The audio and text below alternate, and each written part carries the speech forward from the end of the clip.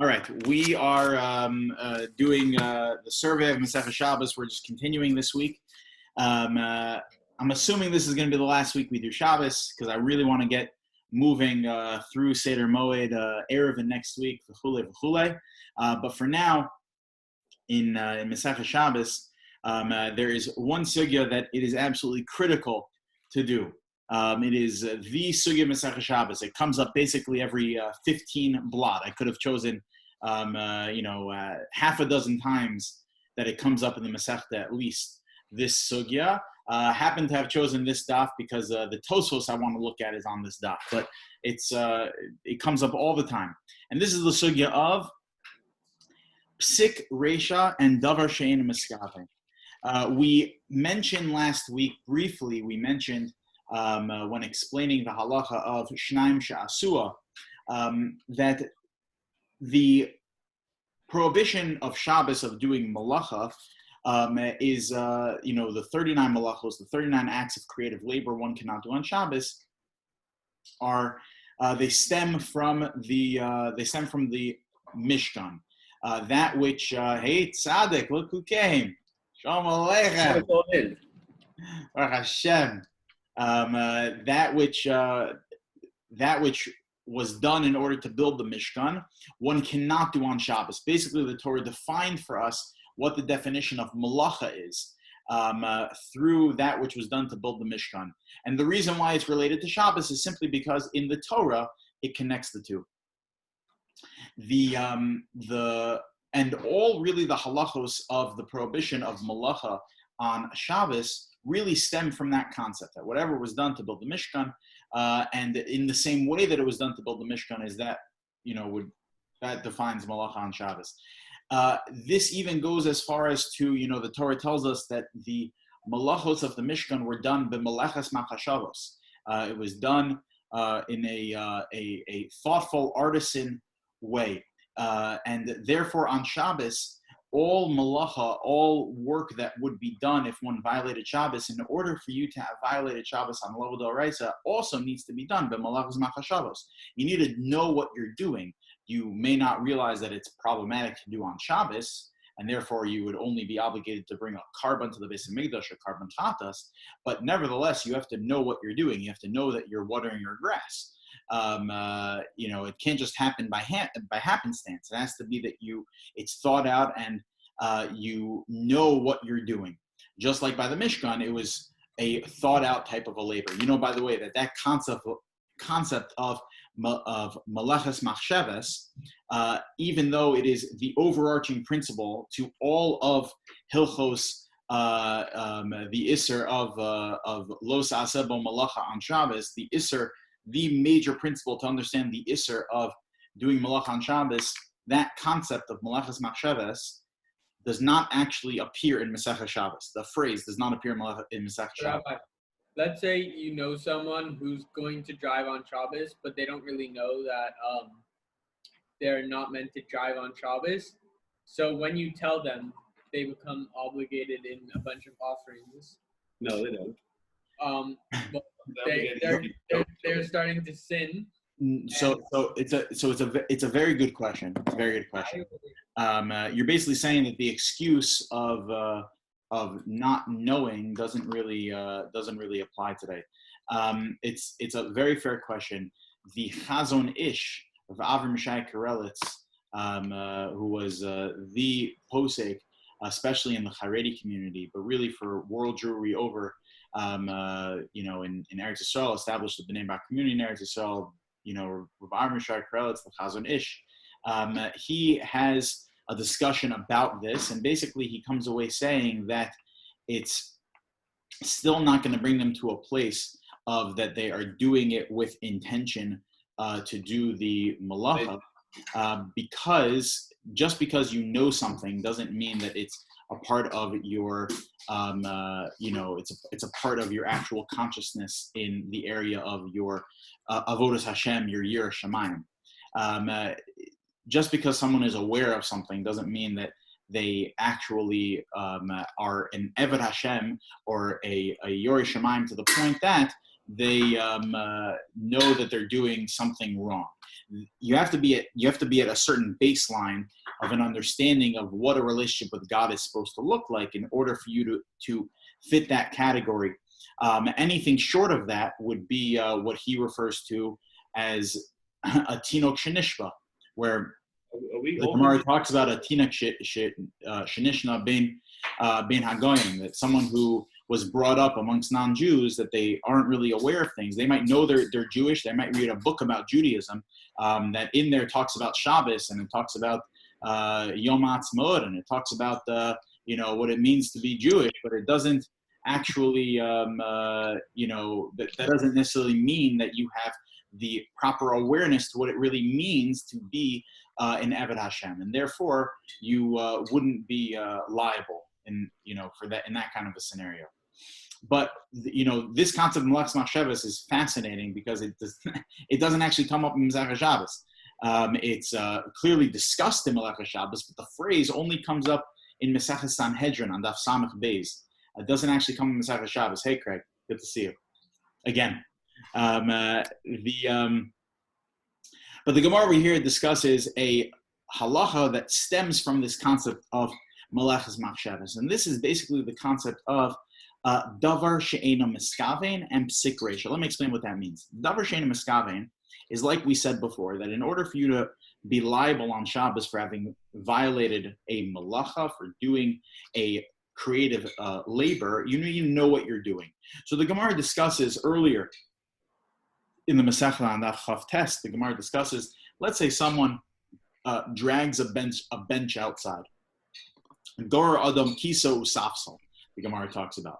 So if someone drags a bench outside on Shabbos, Velo Niskavein La'asos Tritz, the Gemara says, that you don't have intention to make a furrow in the ground when you drag the bench or you drag the chair, and a furrow is created. So what would be the halacha in that context? Would we view that as if you have violated Shabbos? So according to Rabbi Yehuda, certainly you violated Shabbos. What do you mean? You dug a hole. Digging a hole is one of the 39 halachos. Chorish. You dug a hole, and therefore, certainly you have violated Shabbos. That's what Rabbi Yehuda says. Reb Shimon, however, says, and we paskin like Reb Shimon says no, mutter. Why? Because it was eino miskaven. You had no intention for this at all. And if you didn't have intention for it, then we can't say that it was something that you did b'meleches machshavos. You did not have the thought-out, creative mindset in doing this act of digging. It just you were pulling a bench, and then it happened to make a hole. Now, the Gemara makes it very clear that we're only talking about a very hard ground, very stiff ground, that the likelihood, or it's like a 50-50 chance, whether or not a hole would be created. But if we're talking about right after a good rain, where the ground is very soft, and by you pulling the bench, certainly it's going to dig up the dirt. So then in that scenario, that's called a psik reisha, meaning it's definitely going to happen. And even Reb Shimon would say that that's prohibited. That's where our Gemara talks about over here. The Gemara gives another example. The Gemara says, Tanu Rabbanan. This is the Gemara on Kuf Gimel in Mesechta Shabbos. Kuf Gimel Oman Aleph. Tanu Rabbanan, our rabbis taught the following. Hatolish, Olshin, Mizarid, Zradim. You do different types of agricultural work, ripping up weeds and things like that. Imla achila, if you're pulling it up in order to eat it, right? So, you pull up, tomatoes from the ground. So if it's to eat, so then you would be obligated to bring a carbon if you dug up the amount of a grogris, which is the size of a dried fig, which in Hilchos Shabbos we deem that as the minimum size in the area of choresh for you to be obligated in a carbon. Imla behema, if it's for a behema, for an animal, it's kemale pi hagdi. Then it's the amount you would have to dig up would be enough to feed your goat. Imla hasik, if it's for firewood, so then kedei lavashel beitza kala, then it would be enough just to cook a small egg, enough fuel to be able to cook a small egg. In liyafos sakarka, if you're doing it in order to beautify your ground, in order to pull up the weeds, in order to make your lawn, your grass better in order to make the ground better for agricultural purposes. So then kol shehein, even if you do a small amount, you're going to be liable. So the Gemara asks, Astu kulhu lo liyafos asakarka ninhu. So the Gemara asks, and it says, hold on one second. Let's say I'm doing it for food purposes. Okay, so I take out the whatever, I'm doing it to feed my animal. Let's say, so I dig up the grass from my front lawn in order to feed my animal. So granted, I'm doing it with the intention to feed my animal, and which is why the Gemara said that the shear, the minimum size that I would need to dig up would be enough to actually feed my animal. But aren't I at the same time also improving my lawn? Meaning if I'm pulling up the weeds, then it's softening the dirt, it's tilling the soil, it's doing things in order to make my lawn better. And therefore, by definition, it shouldn't be that I only am violating, the malacha if I do enough to feed my animal, but it should even be the smallest amount, which is what the shear is, which is what the minimum size is, if I'm doing it in order to beautify my lawn. Because every time I do it, no matter what my purpose is for doing it, I'm going to be beautifying my lawn. So why is it that I'm only going to be chayiv if my purpose was to feed my animal, if I do the larger amount, which is enough food for the animal? That's the question the Gemara asks. Rabbi Rav Yosef Damri Tirvayu. Rabbi and Rav Yosef gave the following answer: the Agam Shanu. Oh no, we're talking about a swamp, swamped field where all of your efforts, the field is done. The best you could do is salvage any sort of feed from the field for your animals, but in terms of the health of and the wellness of the field itself, it's a swamp at this point, and therefore that's why the Gemara was talking about a scenario where you dug it up in order to feed your animals, and you're not going to be liable for doing smaller than that because you're not going to end up improving your field at all. Abaye Amar Avar Abaye says afilu temu b'sadeh. No, we're talking about a regular field, a regular farm. So then why is it that I'm not going to be liable for the smaller amount that I did, which ended up beautifying my field? The lav agam v'kigon the lo kimikavein. You did not have kavana. You did not have intention in order to beautify your field. Okay? Meaning, Abaye is giving us a chiddush over here. Just like we said before, the Gemara on Chavtes, that in order for me to violate Shabbos, I need to do the malachas machashavas. I need to have a thought-out artisan type of a labor. And therefore, if I simply just take the grass in order to feed my animals, and I do a small amount, it's not the size that is enough to feed my animals, it's just to give them a little snack, for example, there I'm not going to be liable. Why? Because even though it ended up beautifying my field, it ended up making my field nicer, it ended up doing something for the soil, but that wasn't my intention. And on Shabbos, everything needs to be done with the right intention and understanding of what you're doing. It needs to be b'malachas machshavas, and since you didn't have it in mind, therefore you're not going to be liable. So now the Gemara asks a big question. The Abaye v'Rava, however, Abaye and Rava did say, Abaye himself said, to Amri Tirvayu, they both said, Moder Rabbi Shimon b'psik reisha v'lo yamus. That Rabbi Shimon, who was the one who instituted this idea of davar she'eina miskavein, that in order for me to be liable on Shabbos, I need to know what I'm doing. It needs to be a thought-out type of a labor. And if I have another intention in mind, I'm not going to be liable. Meaning, the case was before, I'm dragging my bench, which is light, on hard ground that is not likely going to make a hole in the ground, a furrow in the ground, and then it ends up making a furrow in the ground. The Rabbi Shimon said, I can't be liable for that. Why? Because I didn't have kavanah. However, if it's definitely going to happen, remember, if the ground was soft and the bench was heavy, and it's definitely going to make a chritz, so Rabbi Shimon would say, for sure you would be liable in that scenario. Why? We'll get to it. We'll get to soon why. But for sure, 1 second, Sadik. But for sure, Rabbi Shimon agrees. Now, in our context, if I'm pulling up my weeds, it's definitely going to beautify my ground.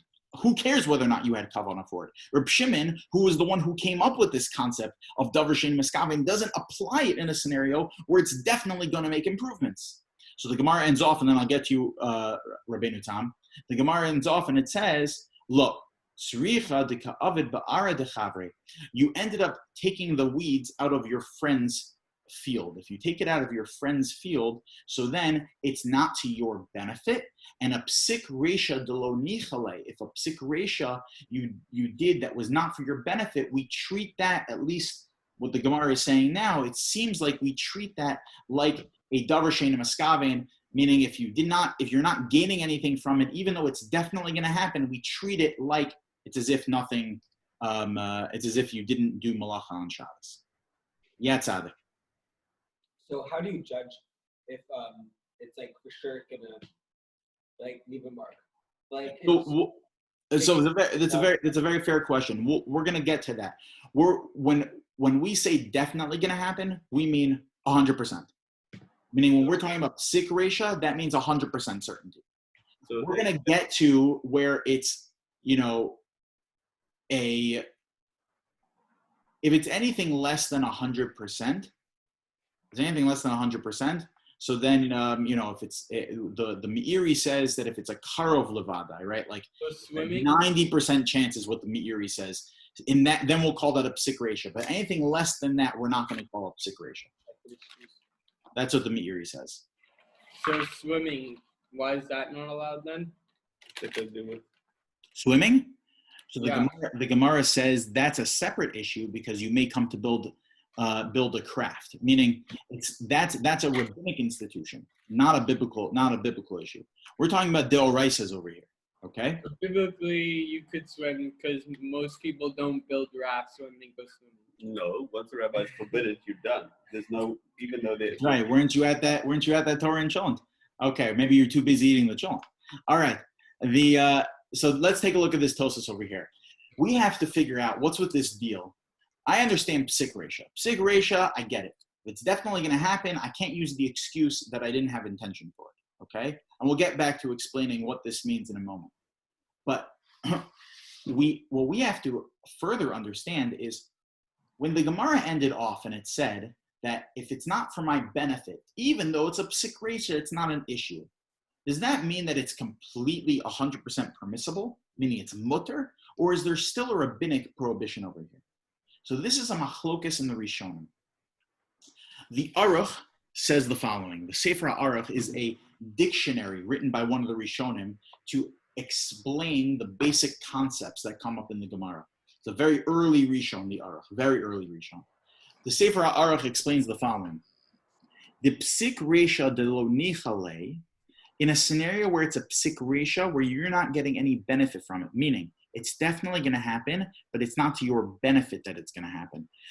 By the way, what does this phrase psik resha actually mean, the words? So psik resha is referring to a case where it's kind of like a rhetorical question. Psik resha v'lo yamas, if you cut off the head of the chicken, it's not going to die? Because the scenario was that people used to use the heads of chickens after they do shrita with it. They don't need the head anymore. So they'd use the head in order to give a toy to their kid.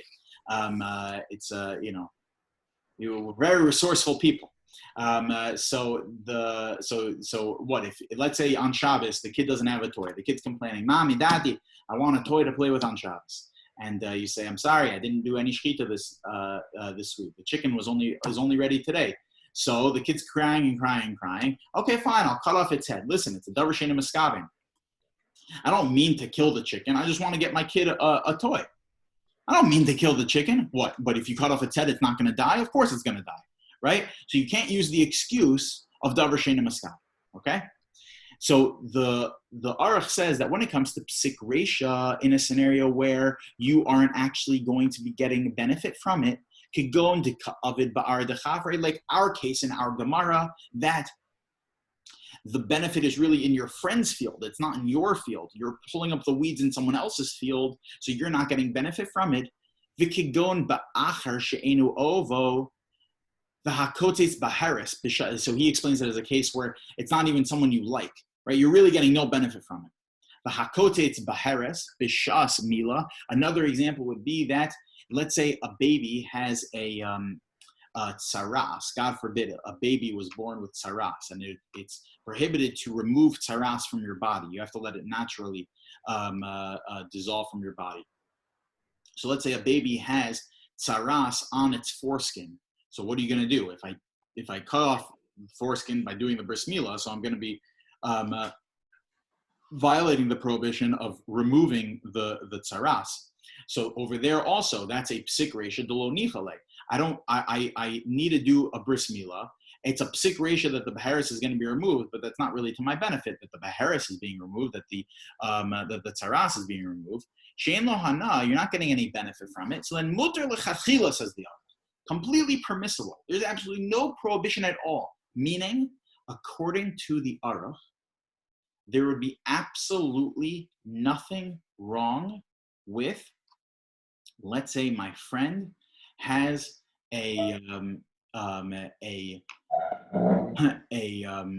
what's it called? A tomato field, okay? There would be absolutely nothing wrong with me going over to that field or going over to my friend's lawn and me mowing their lawn on Shabbos. There's absolutely nothing wrong with it.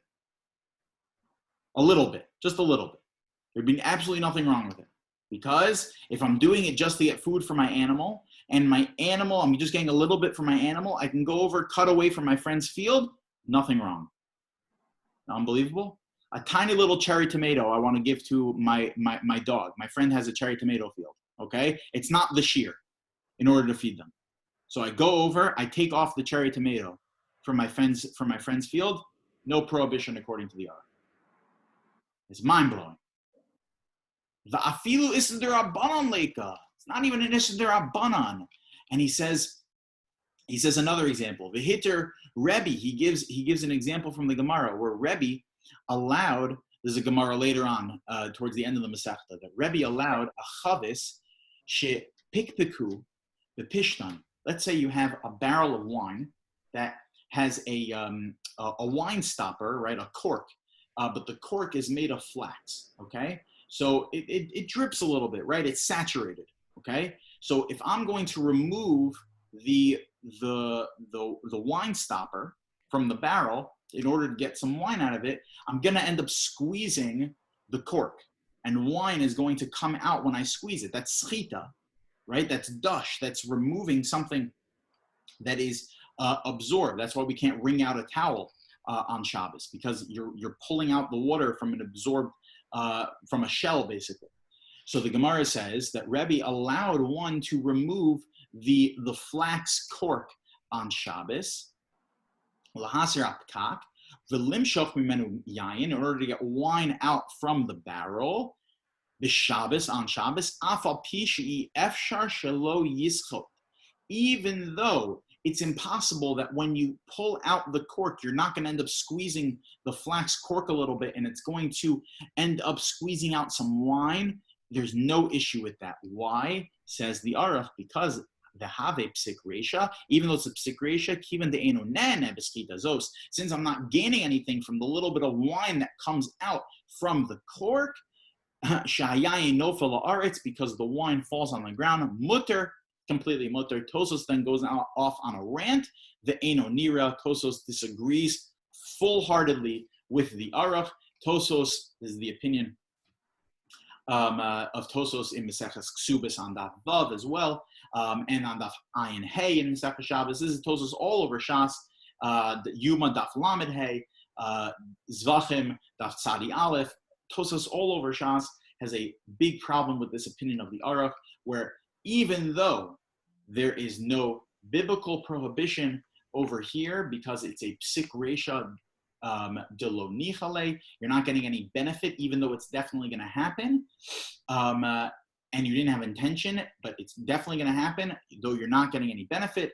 Therefore, it's not a biblical prohibition, it's not a deoraisa prohibition, but it's still a rabbinic prohibition. Okay.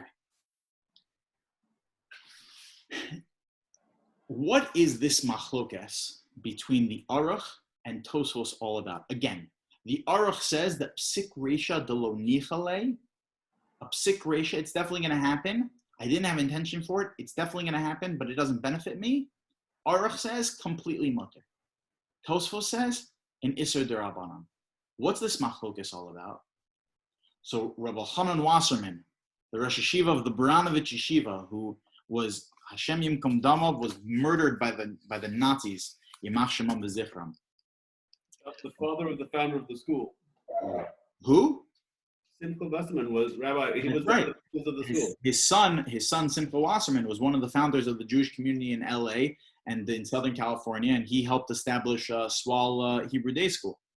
Rabbi Hanan is an unbelievable sefer. He was Rosh Yeshiva of the Baranovich Yeshiva, which was not a yeshiva gedola. It was a Mesechta, meaning it was for boys. It was a preparatory school for boys to go on and learn in top yeshivas like the Mir, Slobodka, and those types of yeshivas.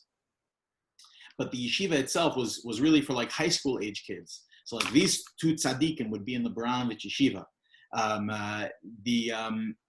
Rabbi Hanan Wasserman his focus was to really prepare the guys to be able to go on to these top yeshivas. That was his main focus. And when you learn from your farm, what was that? So is it yours? You better send them somewhere. That's right. To get them into the Mir Tashem. So Rabbi Hanan Wasserman, when you read through his farm, the way he's able to explain something in such an accessible way is unbelievable. This is just another example of that, because the way he explains psik reisha over here is something that is so amazing. He explains psik reisha as follows, that there's really two ways to view why, according to Reb Shimon, psik reisha is prohibited. Meaning, Reb Shimon paskined that if I didn't have kavanah for something and it's not likely that it's going to happen, so then it's permissible. Again, if I drag the bench on hard ground, it's a light bench, permissible according to Reb Shimon because I didn't have kavanah. Okay? The key word there is kavanah. I didn't have intention for it. But if it's definitely going to happen, so says Rabbi Hanan, Reb Shimon would say that of course it's prohibited. Why? Either because we view it as if since it's definitely going to happen, we say that you for sure had kavanah for it, meaning the excuse of I didn't have kavanah, I didn't have intention to do it, doesn't work if it's definitely going to happen. Or we say that the kavanah that I had for doing the permissible thing, meaning there's nothing prohibited with dragging a bench. It's just prohibited to make a hole. So if I drag a bench and it's definitely going to create a hole, then my kavanah for dragging a bench is the same thing as saying kavanah for making a hole. Meaning, do we keep it as two separate actions, dragging a bench and making a hole? But since it's definitely going to happen, we view as if you had kavanah for the second thing, which is making the hole. Or do we keep it as I have kavanah for one thing, which is dragging a bench? But in a scenario where a hole is definitely going to be made, and my kavanah for dragging a bench is the same thing as having kavanah for digging a hole. So do we keep it all as one kavanah? Or in a scenario where it's definitely going to happen, we view it as two kavanahs. Says Rabbi Hanan Wasserman, this explains the machlokas, this view of psik reisha explains the machlokas between the Aruch and Tosfos. If you assume that it's all one kavanah, meaning my kavanah to drag the bench is the same thing as having kavanah to make a hole in a scenario where it's definitely going to happen, that's what Tosfos assumes. Therefore, who cares whether or not you didn't want it to happen, but you had kavanah to do it. And therefore, your excuse of, oh, I didn't know it was going to happen. Of course you did. You are dragging a bench in a scenario where it's definitely going to make a hole. Oh, I didn't want it to happen? Yes, you did. Because we view your kavanah to drag the bench as coming along with it all of the results of you dragging that bench. However, the Aruch assumes that no, we leave it as two separate kavanahs. That my kavanah to drag the bench is an isolated kavanah. and my kavana to make a hole is a separate kavana. But in a scenario where I didn't want it to happen, you can't tell me then that I had kavana to do that. Which is why, according to the Aruch, in a scenario where it's a psik reisha de lo nichale, it's completely permissible. It's an unbelievable explanation of Rabbi Chanan Wasserman. And it carries with it a tremendous nafkamina, tremendous application practically in halacha. The Taz in Orach Chaim, Simin Shin Taf Vav, that should say. Just understand. So he derived that as an explanation, but he doesn't have to prove it. Is that correct? Oh, he does prove it. No, he proves it from a Gemara in Nazir on Chaf. It shows it's consistent with the argument. Yeah. He proves himself. Yeah, but without getting into the details of how he got to that conclusion. I mean, the conclusion is a very clear explanation, even assuming that it's accurate, which he brings proof for it, and it presents itself in another machlokes. It presents itself in a machlokes between the Taz and Rabbi Kiva Eger, practically. Okay, because he also sometimes feels like the Gemara is sort of coming up with a reason. I guess it's deducing the reason, but it's not clear that was the original intent, or they assume that was the original intent. Like you see a mission and they're like, okay, maybe meant this, and it's like, no, that can't be because this doesn't work, and eventually they find a consistent answer among all the. It doesn't conflict with any other baraisa or anything else. Right. So that we assume that was the actual meaning then. Correct. Okay. Yeah, correct. Yeah. When the Gemaras come to conclusion, so then you have to work back then to fit in that conclusion to the entire discussion. Okay. In order to get a full appreciation. Sometimes it feels like it gets into like a super deep corner just to get to something that makes sense to reconcile a whole bunch of things. Right. But if you want to understand the depth of that answer, the way to do it would be by working backwards after you get to the conclusion to see how to put the pieces of the puzzle back together. You understand what I'm saying? So that's what we would do with this scenario also. We would go back to all the Gemaras of Psik Reisha and Psik Reisha Lo Nichale and see how this explanation of Rabbi Chanan fits with all the Rishonim, and it happens to be that it does. My Rebbe, Reb David Hirsch Shlita, was one of my Rebbeim in YU. So he has a sefer called V'Yosef David, and in V'Yosef David, he in Siman Gimel he goes through all basically like 80% of this sugya, where he goes through every single Rishon, every single scenario that this comes up, and shows how this explanation of Rabbi Chanan Wasserman is consistent through and through with every single Rishon, every single Gemara, every single Achron. It's unbelievable. So the Taz in Orach Chaim paskins that, let's say there's a scenario where you go to take the trash out on Shabbos, okay? You open up your trash bin, and out flies from your trash bin a whole swarm of bees. Okay, so you put your trash can in, your bag in, obviously very carefully to make sure you don't get stung. But now the question is, can I close my trash can? Trapping. Because it would be trapping. So am I allowed to close my trash bin now? So bees, the top. What? Bees is a different halacha, right? Because there's people can be allergic to bees. Right. So in a scenario where bees, if someone is potentially going to be allergic to it, so then that would be a scenario. But in a scenario where it would be a non-issue, you don't have an issue with bees, you're the only one around, we're not concerned, okay? So, whatever the scenario would be, but if I'm going to close it up, okay, then I'm potentially going to be doing trapping, okay? I open up my trash bin and a rat comes out, okay? And I am not sure whether or not there's more rats in it. Am I allowed to close my trash bin?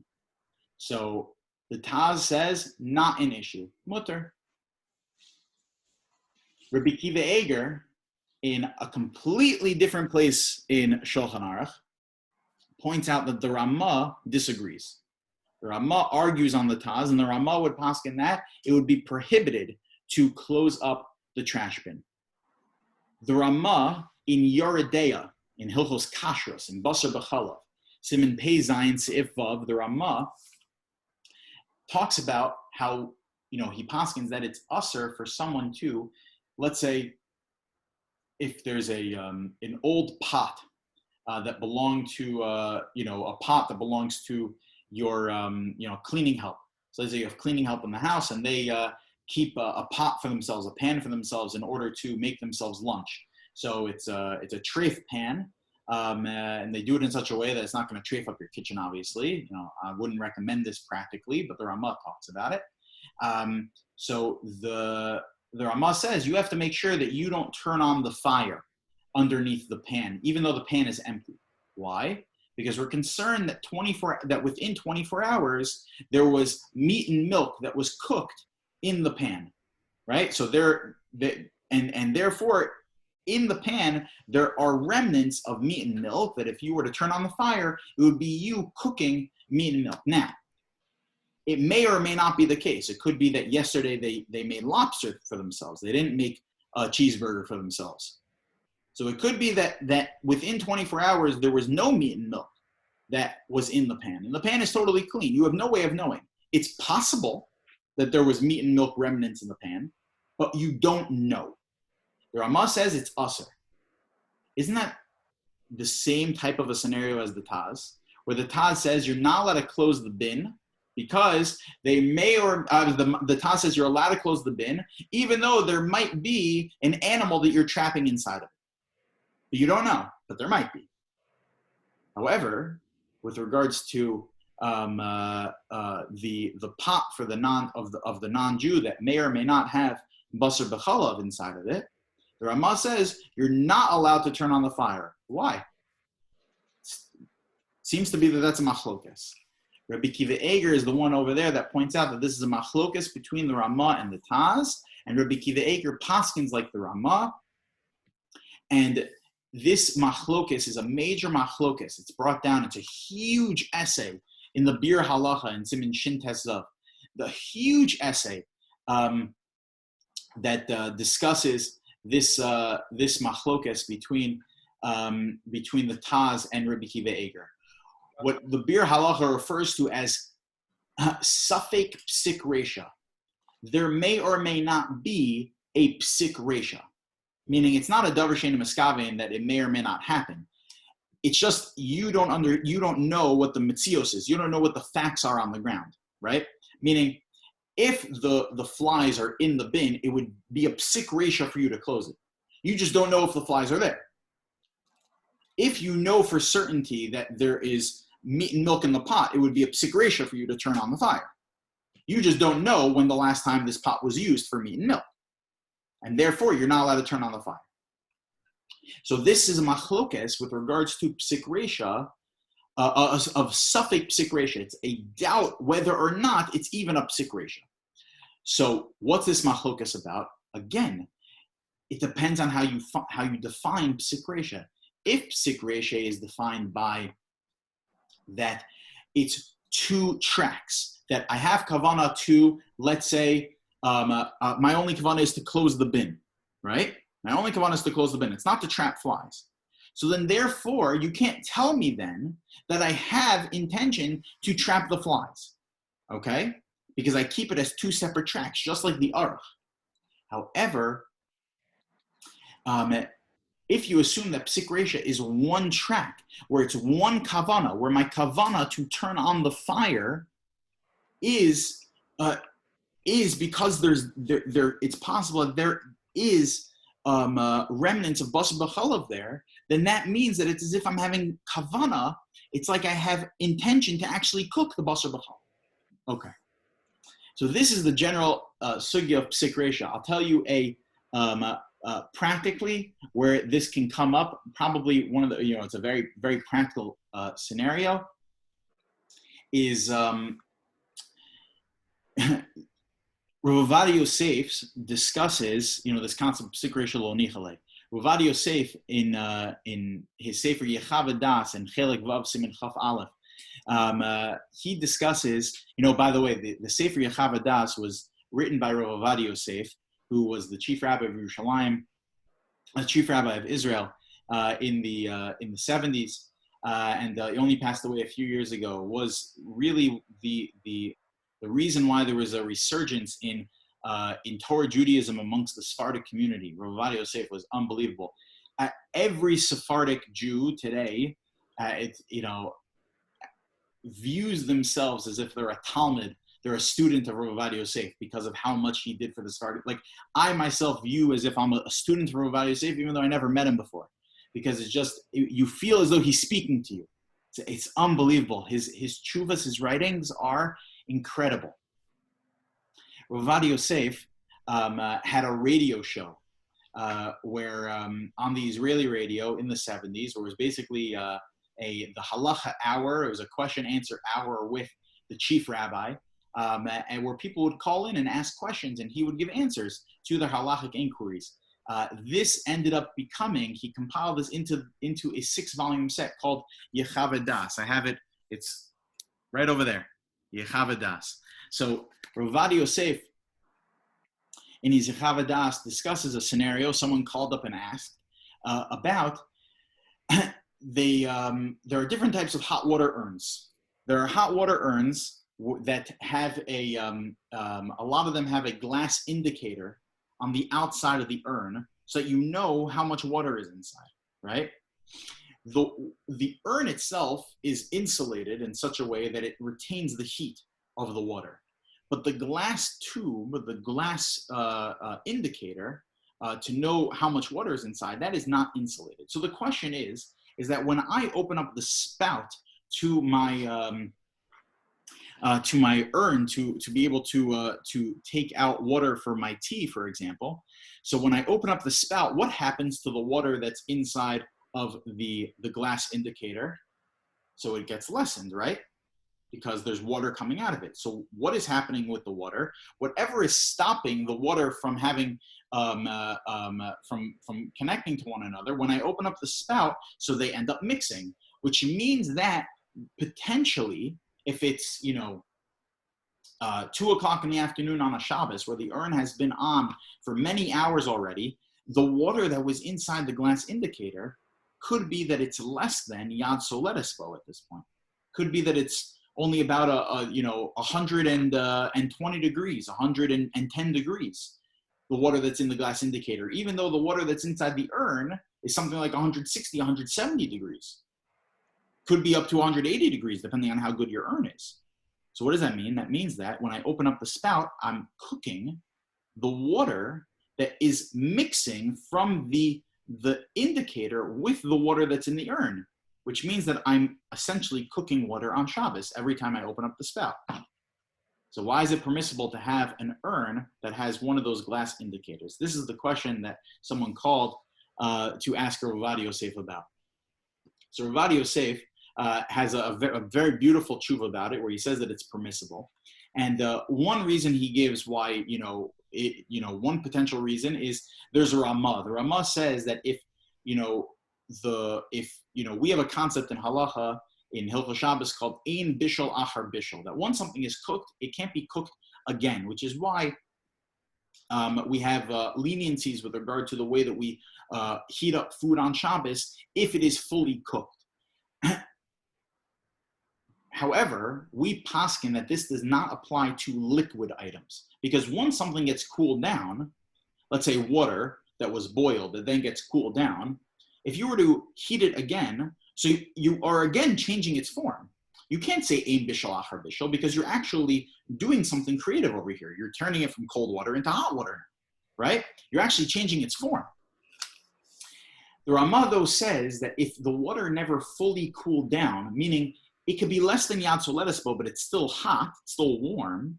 So as long as it didn't get to room temperature, the Ramah says that we would say ein bishul achar bishul, even when it comes to something like water, if the water never completely cooled down. That's what the Ramah says.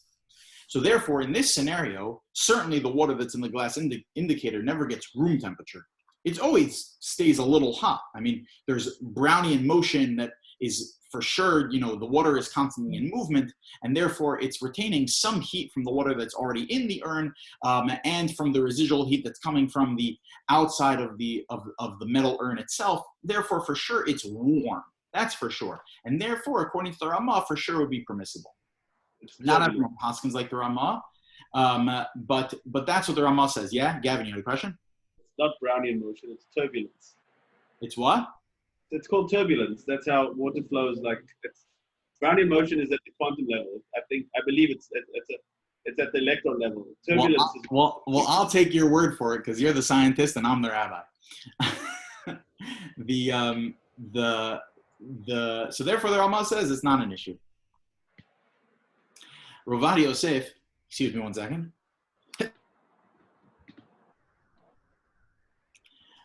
The Ravadi Yosef says, okay, fine. So we don't necessarily paskin like that Ramah, but we could use that Ramah and use it as one opinion to rely on because we have another opinion to rely on. Whose opinion is that? The Aruch. Because when I mix the water, that little bit of water that's in the glass indicator with the rest of the urn, how much of that little water is being mixed from the glass indicator? Such a tiny little amount.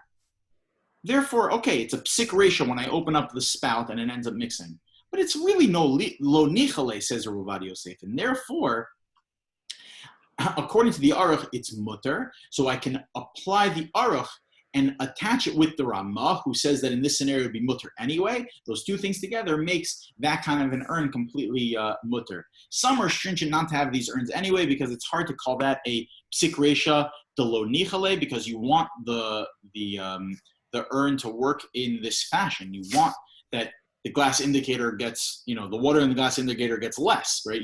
The system is set up like this, so it's hard to call it a psik ratio nichale, but at least you can rely on these two opinions we don't necessarily paskin like, but together they're two tznifim lahakel, and therefore make it permissible to have such an urn. That's what Ruvadia paskins. All right.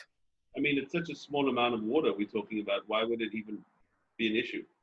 Like, isn't there a minimum shear of water that you have to boil in order for this to be an issa anyway? That is true. The Gemara discusses, but it's the opposite direction. Meaning, if I add a little bit of cold to hot water, the Gemara says that is a problem. Versus the opposite way, where I add a lot of cold water to hot water, that would be permissible. That's what the Gemara says. Yeah. So this is the sugi of psik resha al regel achas in a survey fashion. Like I said, it comes up basically every 10 daf in the Mesechta, every 15 daf in the Mesechta. It's one of the major topics in Mesechta Shabbos, but at least we got a little bit of a taste for it. I want to just end with another Gemara in the Mesechta that is critical. The Gemara, let me just pull it up. The Gemara is a very famous Gemara. I'm sure it's a Gemara that all of you know. It's a Gemara that I've shared before in multiple forums at Shul. It's a Gemara that you've definitely heard before, even if it wasn't from me. The Gemara says the following. This is in Mesechta Shabbos on Daf Lamed Aleph. Amud Aleph. Amar Rava. Rava says, "B'shah shemachnisin adam ledin." At a time when a person goes for judgment after 120 years, they're standing before God. Amrim lo, the Beis Din Shalmala says to this individual, Nasata v'natata be'emuna, did you do business ethically? Kavata itim l'Torah, did you set aside time to learn Torah? Asakta b'priya v'rivya, were you engaged in raising a family? As the Marsha says on this Gemara, that it's not just about your own family, but you helped the Jewish community in general in areas of education and growing more in their relationship with God. Tzipita Yeshua, were you someone that was harving over the redemption, anticipated the complete redemption? Papalta b'chachma, are you someone that tried to understand wisdom? Hevanta davar mitoch davar, when you were engaged in Torah, did you try to connect different ideas? This is that part of the Gemara is very, very famous. The 6 questions you get asked when you go to Shemayim. However, the next part of the Gemara is less famous. And I think it's because the next part of the Gemara is even scarier than these 6 questions. Va'afilu hachi, says the Gemara. And even so, meaning, even if you're able to answer all of these questions with 100% certainty, in the positive way, yes, I was always ethical in business. Yes, I set aside time for learning Torah. Yes, I helped promulgate the Masorah to the next generation. Yes, I was always anticipating the redemption. Yes, I was always involved trying to understand wisdom to build more of a basis of wisdom for myself. And yes, I always, when I learned Torah, it wasn't just a one view, a tunnel vision type of a learning, but it was a broad type of a learning where I tried to connect different ideas, and you answer positively to every single one of these fundamental questions you get asked by God. Even if you're able to answer, yes, I did it all. Yiras Hashem hiratzo, if you have Yiras Shemayim in your storehouse, meaning that all of these things were accompanied with the mindset of, I'm doing it because I'm experiencing God in doing these things, that I'm doing it because I'm an Eved Hashem, because I have a relationship with the Ribono Shel Olam, because I revere the Ribono Shel Olam, because I experience God, not just as we spoke about a couple of weeks ago during our survey of Brachos, not just as a concept, but as a reality, then great. You got a spot in Olam Haba. Elo, however, not low. Then you got a 0 on the test. You got all the answers right, except it was all done without Yiras Shamayim. It's a scary Gemara. It's a scary Gemara, but it's an eye-opening Gemara. It's an eye-opening Gemara because, and it's something that Rabbi BYO-Cholent mentions often, that being an Orthodox Jew and being an Eved Hashem are not, they're not siblings. They're probably not even first cousins, because being an Eved Hashem is not just simply going through the motions. It's not just getting everything right, but it's doing it with the right intention, doing it with the right experience, doing it because you're building a relationship with God. Yiras Shamayim hiratzo, if your relationship with God, if Yiras Shamayim is in your storehouse, you're doing all of these things because you're connecting with God, then great. Low, but not. And in fact, there's a Balaturim that really drives this home.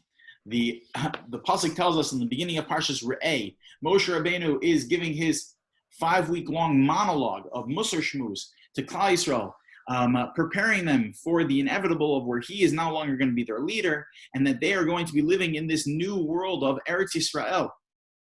And Moshe wanted to prepare them properly. And that's what Sefer Devarim is. It's the Mishnah Torah, a review of the Torah that Moshe Rabbeinu was doing for the Jewish people at this time. He says to the people, I'm going to give you a choice. This is part of his Musar Shmuz. I'm going to give you a choice between a successful life and a non-successful life. Re'eh anochi, see that I nosein lefnechem, re'eh anochi noten lefnechem, I'm going to be giving to you hayom today, bracho klala, a choice between good and bad. So the Balaturim asks, what do you mean? Re'eh anochi? Moshe Rabbeinu is the one that gives the choice. Who's the one that gives the choice? Hashem is the one that gives the choice. Moshe didn't command the mitzvahs. God commanded the mitzvahs. So why is Moshe saying, Re'eh anochi? See that I am giving you a choice. So the Balaturim explains, he says the following. He says, Davar acher Re'eh anochi, Re'eh aseres hadibros. Moshe Rabbeinu was not saying, listen, I'm giving you a choice, but he's saying, Re'eh, go and look at Anochi. What's Anochi? Anochi is Shepasach ba'Anochi. The Anochi is Emunah, belief in God. Look at the first of the Aseres HaDibros, where God revealed himself and he said, I am your God who took you out of Egypt, meaning I am the one. It's me. It's about our relationship. It's not about just doing things. It's about our relationship. If you do all the mitzvos with the filtered through emunah, true, real belief in God, not just as a concept, but as a reality, so then that is the key to bracha. However, you can do every single mitzvah in the Torah with all the hidurim and do it perfectly, but if it's not done with Anochi Hashem Elokecha, if it's not with Yiras Shamayim hiratzo, then that is a recipe for klala. It's unbelievable, this Balaturim. Something important for us to recognize, especially as we're approaching Shavuos, as we're going through the motions of Sfiras HaOmer, where we're preparing ourselves for Kabbalah Satorah. Part of the preparation, in a very real way, in a sincere way, needs to be, why is it that I do mitzvos in general? To be able to do a cheshbon hanefesh, in order so that you can build up your Yirah Shamayim, in order so you can live a beautiful and successful life. Shkoyach, everybody. Now we really can say Hadron Alach Mesechta Shabbos, but really not, we can't, because we didn't actually finish Mesechta Shabbos. There's a lot more to do. But next week in Mitzvah Hashem, we will be moving on to Meseches Erevin, God willing. But I should say Bli Neder this time. We have a quick stick ratio question for you. Yeah, sure. No, I can hang on for some questions.